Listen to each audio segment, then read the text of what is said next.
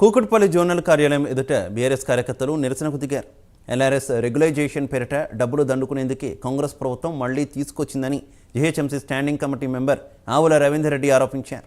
ఉచితంగా ఎల్ఆర్ఎస్ అమలు చేయాలని, లేదంటే పెద్ద ఎత్తున ఆందోళన చేపడతామని రాష్ట్ర ప్రభుత్వాన్ని హెచ్చరించారు.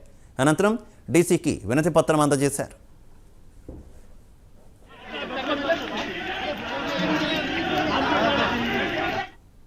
ఈరోజు గత కేసీఆర్ గారి ప్రభుత్వంలో ఎల్ఆర్ఎస్ను మేము నామమాత్ర ఫీజుతోటి వసూలు చేస్తామని చెప్పేసి ఆ రోజు కేసీఆర్ ప్రభుత్వం అమలు చేస్తూ ఉంటే, ఈ కాంగ్రెస్లో ఈరోజు మంత్రిగా ఉన్నటువంటి కోమటిరెడ్డి వెంకటరెడ్డి మరియు ఉత్తమ్ కుమార్ రెడ్డి కోర్టుకు పోయి ఆ రోజు ఎల్ఆర్ఎస్ కట్టిపోయకుండా ఆపిన దుర్మార్గులు ఈరోజు రాజ్యం వెళ్తూ ఉన్నారు.